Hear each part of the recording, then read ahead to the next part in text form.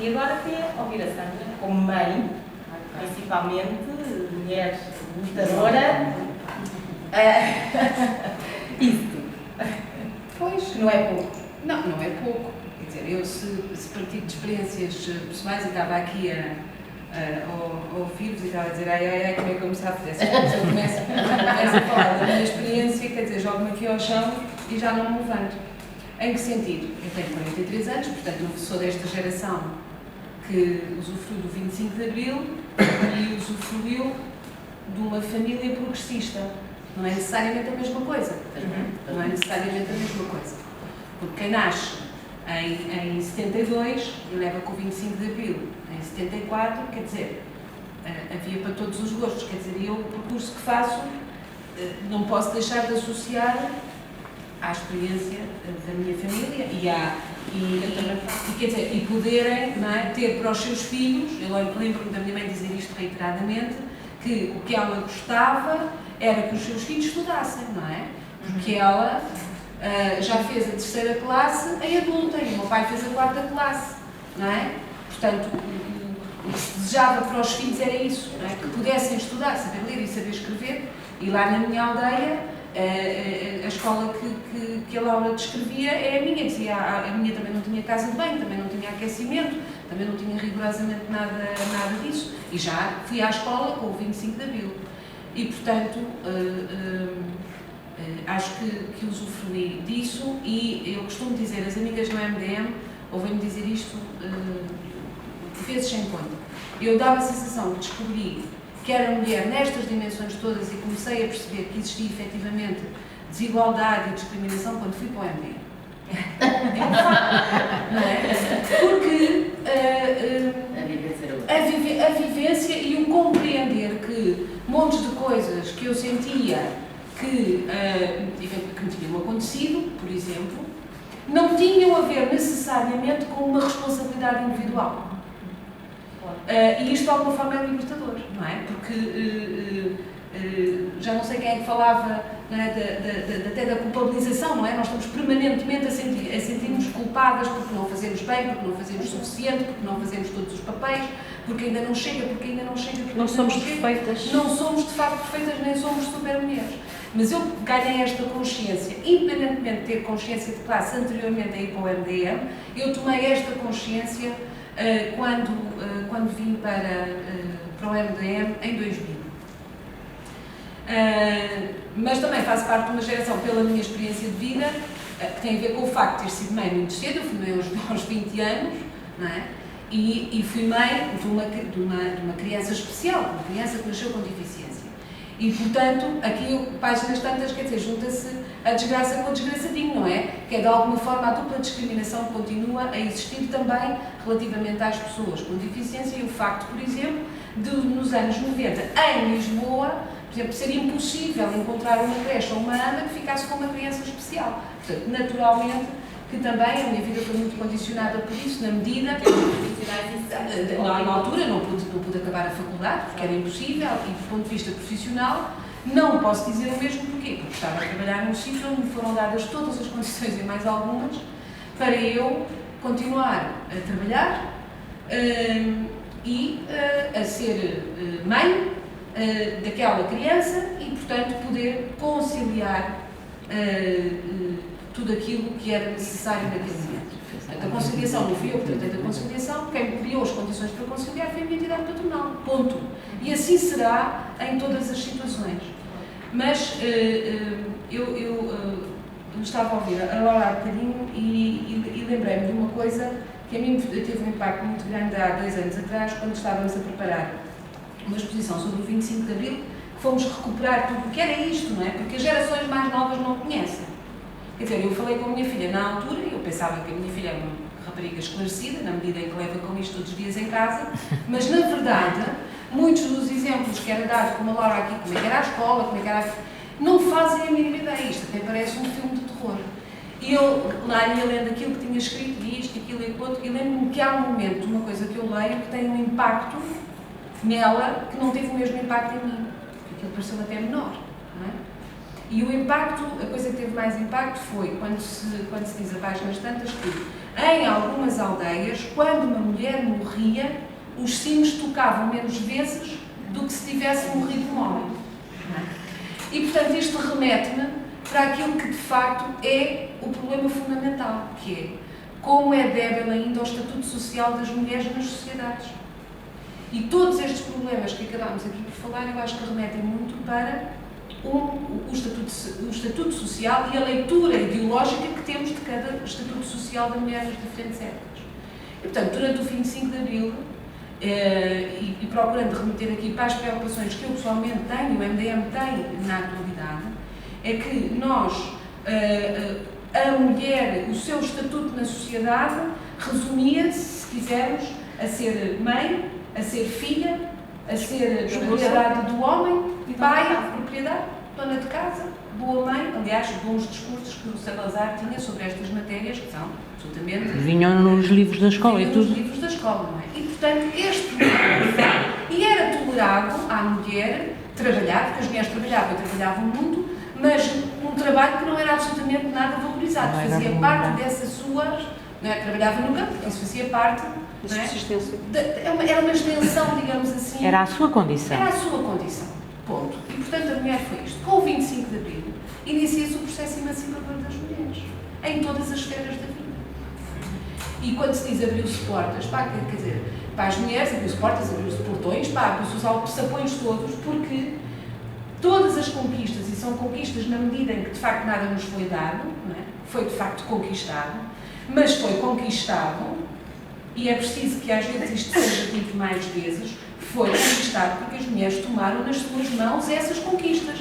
E as mulheres tomaram-nas não só individualmente, tomaram-nas sobretudo de forma organizada. E as mulheres organizaram-se. As mulheres começaram a participar em todos os espaços que de facto, incluindo o MDM, e é preciso dizê-lo, e é com um grande orgulho que, por exemplo, há 2 semanas, uma jovem que está a fazer um trabalho, já não sei muito bem aonde, me escreve um e-mail e diz: descobri que existe um processo depois do 25 de Abril, para 75, 76, das mulheres do MDM organizadas para a construção da creche em sítio tal. Vocês não têm o folheto, nada, vamos ao nosso arquivo, procurar encontrar e tal. Ou então a outra que escreve a dizer assim: vocês não têm fotografias nem nenhum registro do primeiro 8 de março ainda realizado em clandestinidade pelo MDM, e a gente lá está. Portanto, todo o processo de participação das mulheres e participação organizada das mulheres permitiu que na lei e na vida estes direitos conquistados tivessem reflexo.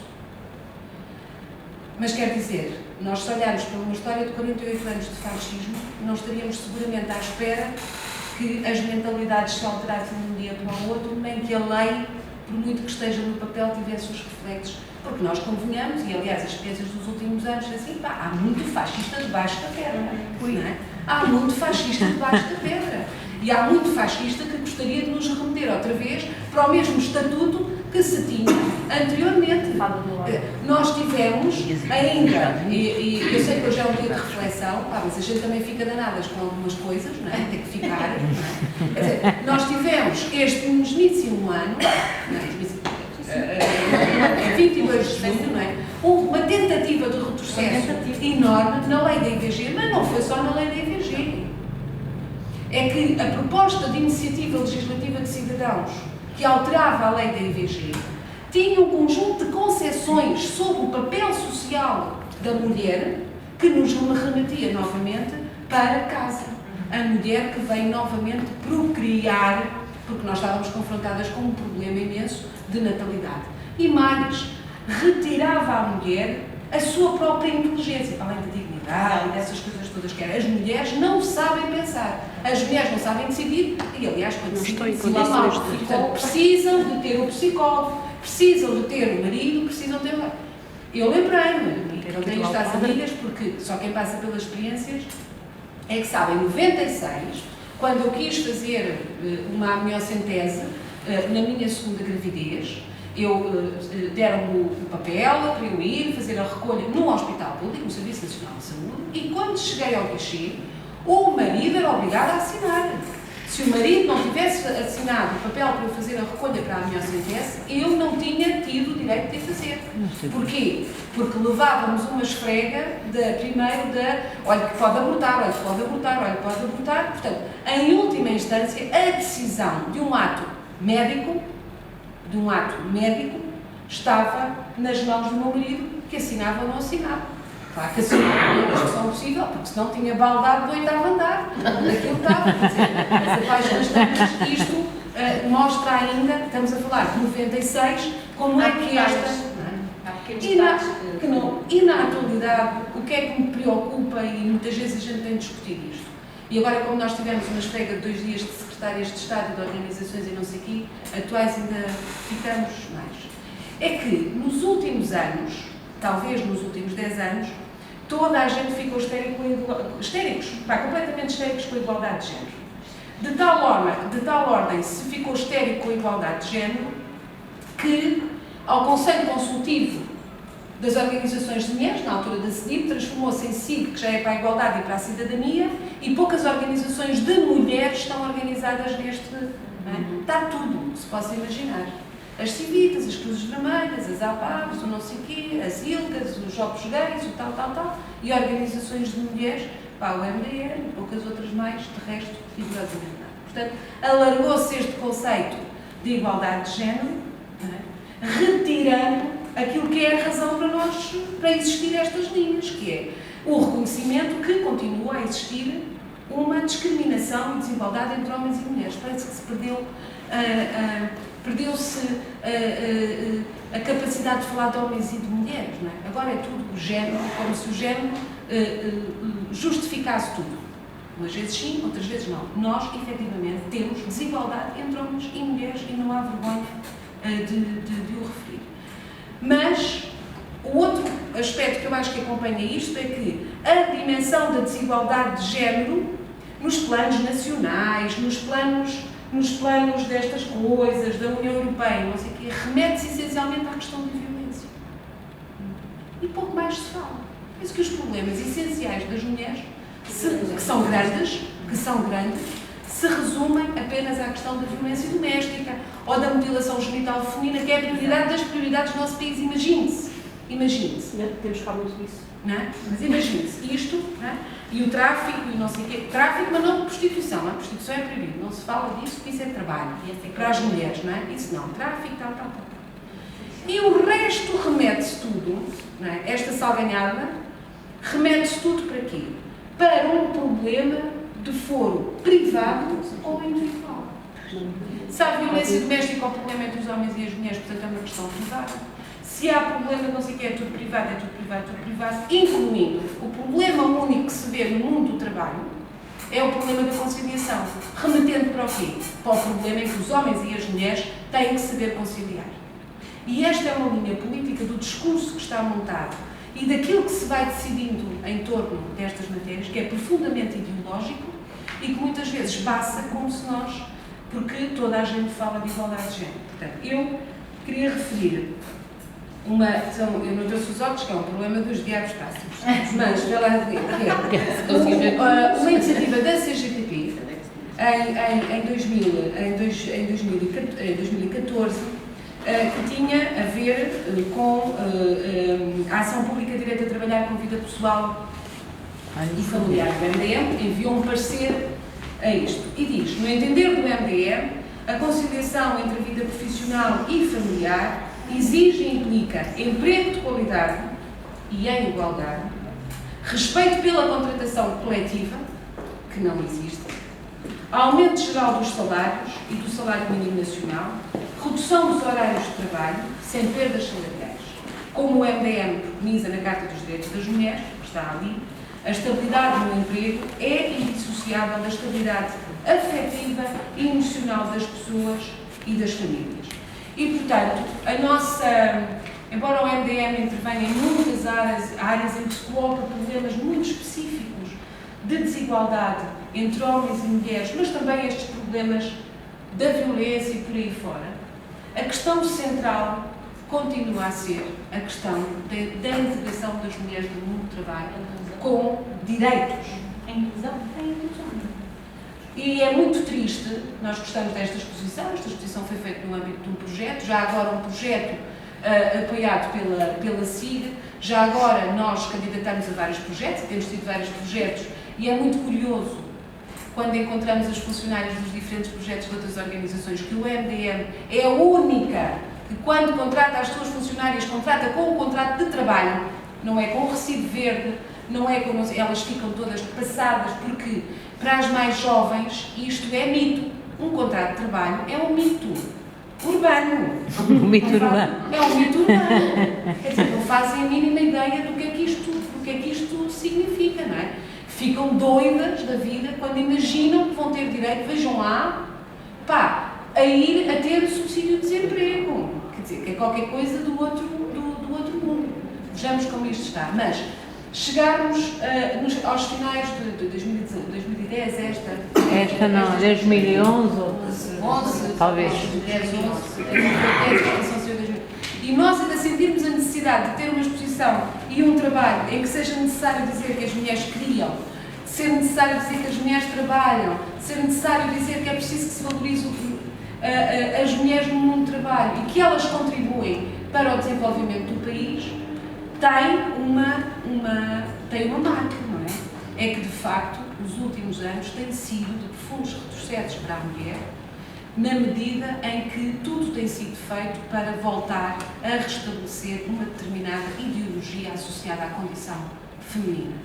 E aqui esta tem que ser definitivamente a nossa principal linha de intervenção. Eu, para terminar, achei que nós tínhamos batido no fundo quando em 2012, quando discutíamos o 8 de março, havia-se o lema para o 8 de março.